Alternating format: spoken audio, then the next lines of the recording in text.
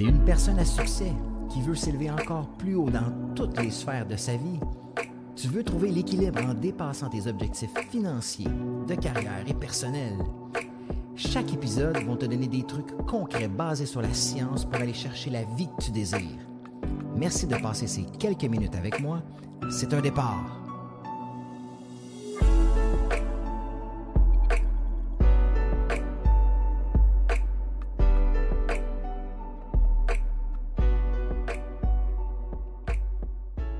Hey, salut tout le monde!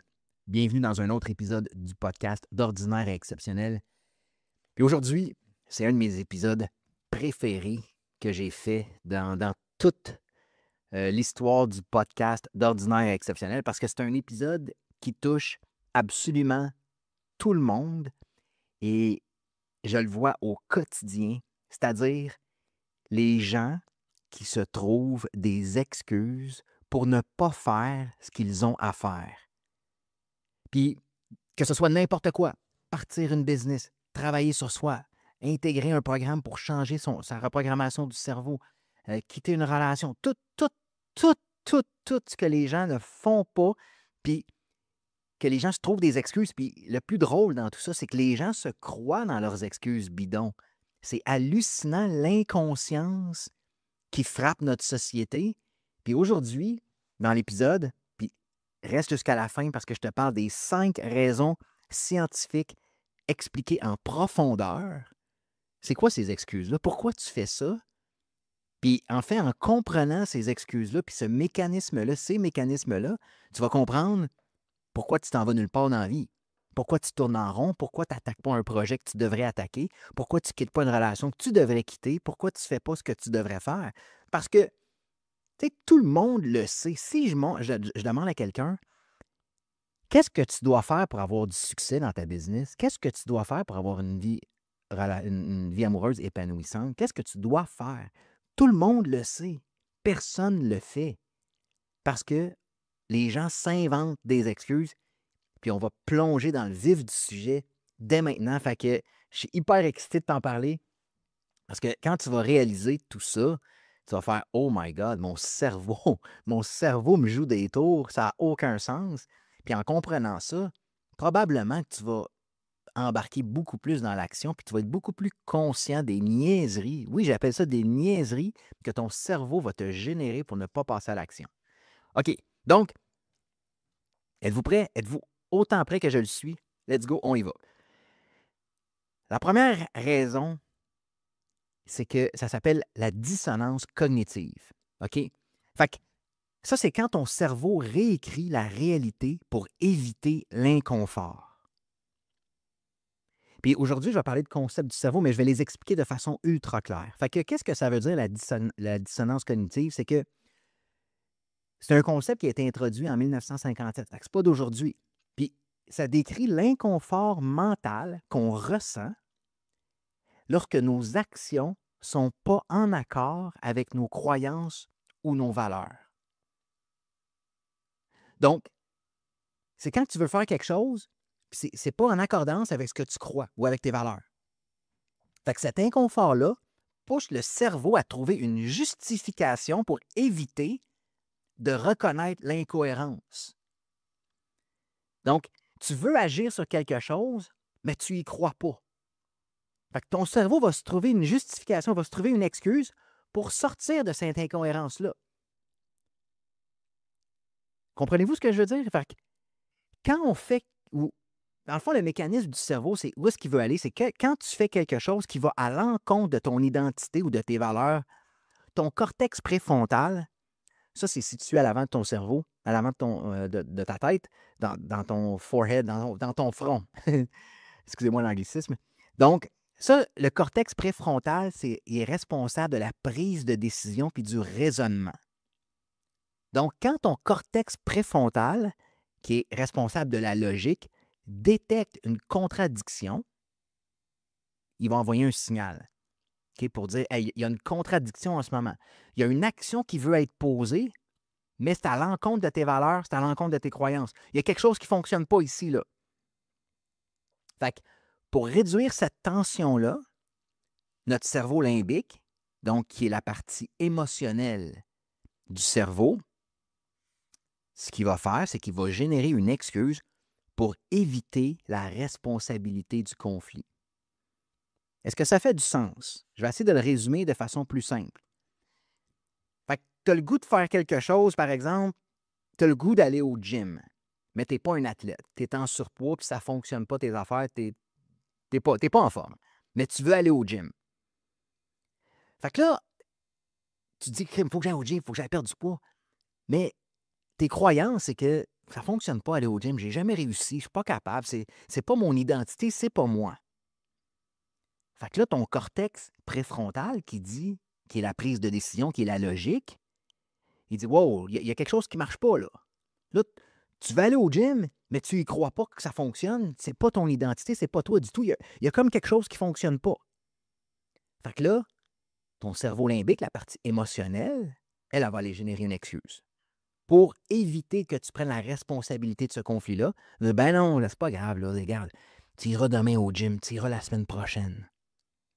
C'est pas si grave que ça, là, si tu n'y vas pas pendant une semaine ou si tu t'abonnes dans un mois. Regarde, va faire ça, là.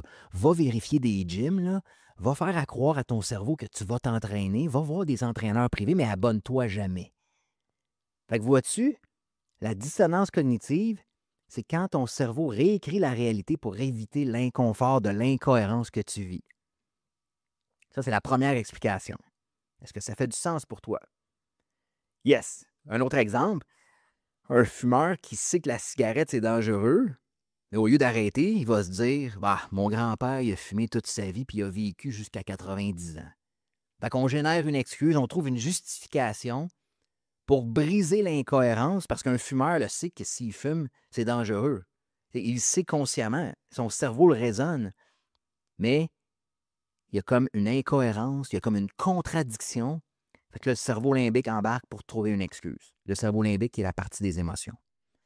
Fait que est-ce que ça arrive dans ta vie? Y a-t-il des choses que tu devrais faire, mais que c'est contre tes valeurs, tes croyances ou ton identité? Et à ce moment-là, ton cerveau limbique, la partie émotionnelle, va aller se trouver une excuse pour soulager tout ça. Puis pourquoi c'est un problème? Bien, c'est parce qu'on laisse la dissonance cognitive prendre le contrôle. On devient un expert en automanipulation, puis on s'empêche d'agir. Fait que voyez-vous à quel point la dissonance cognitive peut vraiment jouer contre toi dès que ton cerveau détecte une incohérence. Le deuxième point, la peur du changement. L'amygdale, OK, c'est la partie du cerveau qui est programmée pour... En fait, c'est la partie du cerveau qui déclenche les émotions au niveau de la peur. OK? Donc, la peur du changement, c'est l'amygdale et le conditionnement à éviter l'inconnu. Fait que le cerveau humain, il faut que tu comprennes qu'il est programmé pour la survie. Il préfère ce qui est prévisible et répéter des comportements connus plutôt que d'affronter l'inconnu. Ça, c'est ce que le cerveau veut faire. Fait que l'amygdale, comme je viens de te parler, qui est le centre de la peur et des émotions, analyse chaque situation puis envoie des signaux d'alarme si quelque chose semble dangereux. Fait que quand on envisage un changement majeur, une nouvelle job, une nouvelle routine, OK, entreprendre un projet, ou dans le cas qui nous concerne ici dans mon métier, entreprendre un changement majeur dans un programme, OK, de reprogrammer son cerveau. Quand ton cerveau entrevoit un changement majeur, l'amygdale envoie un signal de stress et de danger, même si ce n'est pas une vraie menace. Fait que le résultat de tout ça, c'est que le cerveau dit non, non, non, non, non, non, non. Là, tu restes où est-ce que tu es, c'est beaucoup plus sécuritaire. Fait que des exemples concrets, vouloir quitter sa job pour lancer une business. Combien de gens restent dans des emplois qui les éteignent alors qu'ils pourraient avoir une opportunité de faire d'autres choses? Puis là, ils se disent ah non, non, si j'échoue, si je me fais juger. Ou aborder une personne qui vous plaît.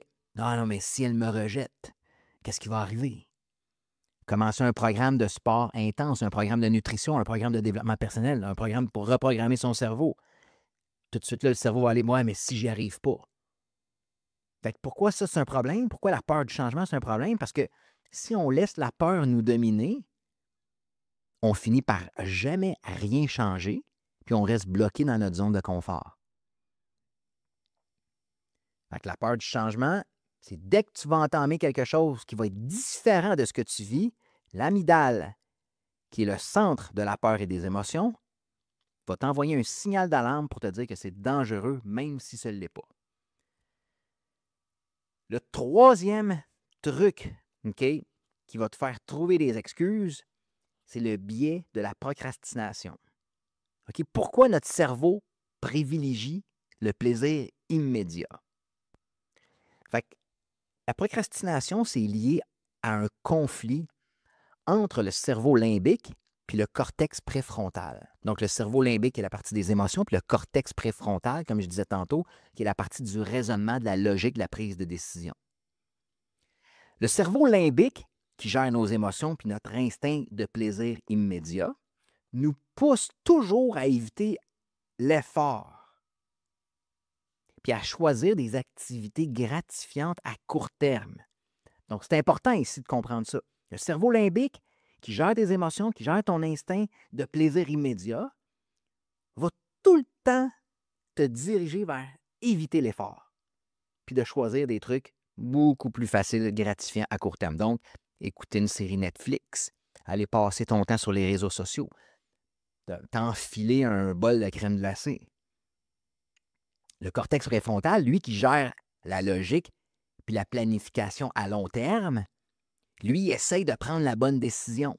Mettons, faire du sport, bien manger, travailler sur un projet au lieu d'aller sur Netflix. Lui, il veut te faire prendre les bonnes décisions parce que c'est la logique, c'est la raison. Mais le problème, c'est que quand le cortex préfrontal il est fatigué, donc, tu sais, quand tu es fatigué, là, quand tu as eu des grosses journées ou quand tu vis une période difficile, c'est plus dur de raisonner, c'est plus dur de prendre des décisions. Il y a comme un brouillard mental, tu ne vas pas bien. OK? Fait que quand le cortex préfrontal il est fatigué ou submergé par trop de décisions, c'est le cerveau limbique qui prend le dessus. Le cerveau limbique que j'ai expliqué tantôt, il gère nos émotions, puis son instinct, c'est d'être dans le plaisir immédiat. Fait que le cerveau limbique prend le dessus, puis on finit par choisir la gratification immédiate au lieu de l'action bénéfique sur le long terme. Fait que c'est ça le biais de la procrastination. Fait un exemple concret de ça, tu sais, les étudiants, par exemple, le soir, quand ils sont fatigués puis il faut qu'ils étudient, ils ont un examen le lendemain ou dans 2 jours. Ah, je vais reviser demain matin juste avant de me lever, là, en me levant, puis juste avant mon examen, mais là, à soir, je vais aller écouter Netflix. Quelqu'un qui doit commencer un régime, qui doit commencer à bien manger. Ah, je vais commencer demain, je vais commencer la semaine prochaine, je vais commencer après les vacances. Ou les gens qui veulent travailler sur eux. Les gens vont pas bien, ils sont dépressifs, ils sont dans un brouillard mental, ils se sentent vides à l'intérieur. Ah non, non, je vais commencer dans 2 semaines, là, c'est pas si pire que ça. Là. Fait que, pourquoi c'est un problème, ce biais-là de la procrastination? Parce que si on n'est pas capable de contrôler ce mécanisme-là, on développe un cercle vicieux. Donc, plus on procrastine, plus on se sent coupable. Plus on se sent coupable, plus on évite la tâche, puis on finit par jamais agir. Puis on reste dans notre marde. Excusez l'expression, mais c'est ça. Donc, ça fait du sens pour vous à date. On a parlé de dissonance cognitive, que ton cerveau réécrit la réalité pour éviter l'inconfort. On a parlé de la peur du changement, que l'amygdale, qui est le centre de la peur et des émotions, va t'envoyer des signaux d'alarme quand tu fais quelque chose de nouveau qui semble dangereux, mais qui ne l'est pas. Puis le biais de procrastination, bien, ton cerveau va toujours privilégier la gratification instantanée, le cerveau limbique, même si le cortex préfrontal, la prise de décision, lui, se dit « Hey, il faut faire ça pour le long terme ». Quand tu es fatigué, quand tu es dans un brouillard mental, quand tu n'es pas capable de prendre des décisions, mais c'est le cerveau limbique qui embarque. Puis, let's go, la procrastination. Le 4e point, c'est le biais de confirmation. Pourquoi on cherche des excuses plutôt que la vérité? Fait que ça, le biais de confirmation, c'est un phénomène psychologique où est-ce que ton cerveau va chercher des preuves qui confirment ce que tu penses déjà, au lieu de chercher des faits objectifs. Important ici, ton cerveau va aller scanner là, toutes les preuves dans ton environnement qui vont confirmer ce que tu as comme croyance au lieu de chercher des faits objectifs. Je te donne un exemple. Les gens, quand ils viennent pour adhérer au programme d'ordinaire exceptionnel, ils ont des croyances que c'est un arnaque. Sur Internet, c'est toutes des arnaques. C'est toutes des arnaqueurs, puis je vais me faire avoir. Je vais me faire avoir. Comprenez ce que je veux dire? Fait que là, ça, c'est ce qu'ils croient. Fait que quand ils sont sur un appel avec nous, au lieu de regarder ce que le programme pourrait faire pour eux, puis au lieu de regarder les faits objectifs qu'on a accompagné 2000 personnes, on a de l'hypnose, on a des exercices concrets, du coaching privé. Regardez tous les faits, OK, qui pourraient changer leur vie.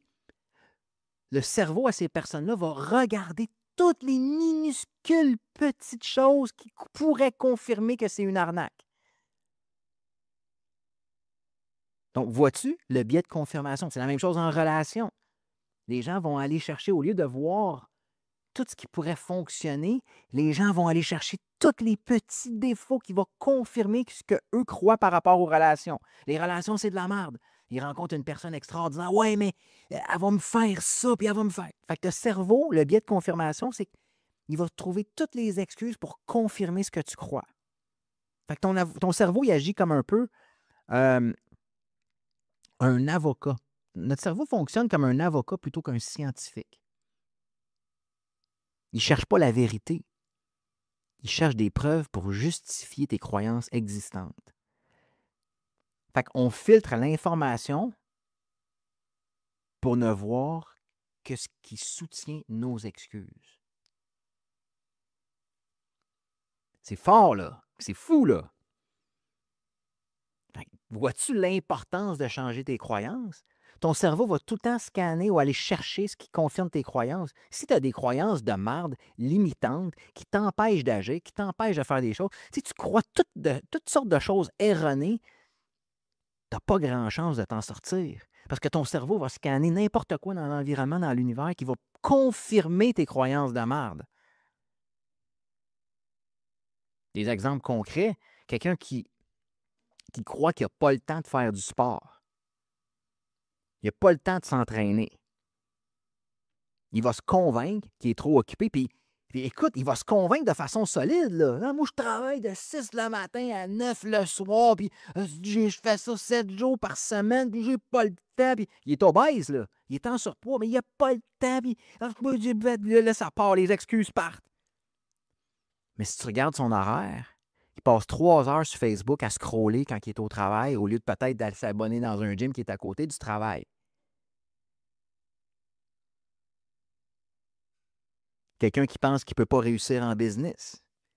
Il va tout chercher les histoires des personnes qui ont échoué, au lieu de s'inspirer de ceux qui ont réussi. Fait que pourquoi ça, c'est un problème, le biais de confirmation? C'est que ce biais-là nous empêche de voir les vraies solutions, puis nous enferme dans un cercle d'excuses auto-renforcées. Quand même fort, le cerveau, là. Puis le 5e point, le dernier point, c'est l'illusion du futur soi. Pourquoi on pense, à tort, que plus tard, ça va être différent? Fait qu'on a une tendance à croire que notre futur nous, notre futur moi, va être plus motivé, va être plus discipliné, va être plus fort, alors qu'en réalité, on va être la même maudite personne qu'aujourd'hui. Combien de gens me disent « Ah, là, ils sont cassés comme un clou, là. » Ou sont dépressifs. « Non, mais là, je vais attendre un mois ou deux, je vais avoir plus d'argent, puis je vais être mieux. » Non. Pourquoi? Pourquoi ça s'améliorerait alors que tu ne fais aucun changement? C'est l'illusion du futur soi. Fait que cette illusion-là vient d'un décalage entre notre perception du présent et du futur. On sous-estime les obstacles futurs puis on surestime notre capacité à changer spontanément. Fait qu'on pense que plus tard, ça va être plus facile, alors qu'en réalité, plus tard, ça va être juste encore plus difficile. Parce qu'on va avoir accumulé encore plus de dettes émotionnelles et procrastiner encore plus. Plus tu vas rester dans ta chenoute que tu es actuellement, plus ça va s'empirer. Mais les gens pensent que les choses vont s'améliorer avec le temps. Tu sais, si tu n'as jamais une scène dans ta vie puis tu restes la même personne avec le même mindset, fais-toi pas d'illusion que dans un an, tu vas être plus riche. Tu vas juste être pire. Si tu as tout le temps fait de l'anxiété, tu as tout le temps procrastiné toute ta vie, fais-toi pas d'illusion que les choses vont changer avec le temps. Si toi, tu ne changes pas, ça va rester pareil. Encore une fois, les mêmes exemples concrets. Je vais commencer mon régime lundi. Je vais économiser aujourd'hui pour investir plus tard. Je vais changer quand je vais avoir le temps. Fait que pourquoi ça, c'est un problème? Parce que cette illusion-là nous pousse à toujours repousser le changement, ce qui nous maintient dans une spirale d'inaction permanente. Fait que voyez-vous les 5 points scientifiques basés sur la science au niveau de ton cerveau qui fait que tu te trouves des excuses sans arrêt, puis en bout de ligne, tu te fais mal à toi-même parce que le changement, c'est merveilleux. C'est prouvé, ça fonctionne, c'est de la science. Tu peux reprogrammer ton cerveau, tu peux changer tes connexions neuronales, c'est-à-dire changer la façon que tu penses pour générer des émotions différentes qui vont générer des actions différentes, qui vont te générer des résultats différents. Mais tant aussi longtemps que tu vas laisser ces 5 trucs que je viens de te parler aujourd'hui dominer ton cerveau, tu ne changeras jamais. Tu vas toujours rester la même personne dans la même marde. Excuse-moi l'expression, mais ça vaut la peine d'être dit comme ça. Des fois, les gens ont besoin de se faire brasser parce que ce qui les attend de l'autre côté, c'est absolument fabuleux. Mais il y en a qui sont trop inconscients pour s'en rendre compte, puis ils se laissent dominer par ces biais-là que je viens de te parler, par ces excuses-là, puis ça ne change pas. Fait que, la clé de tout ça, c'est reprogrammer ton cerveau, reprogrammer ton subconscient pour créer des croyances différentes, pour agir de façon différente.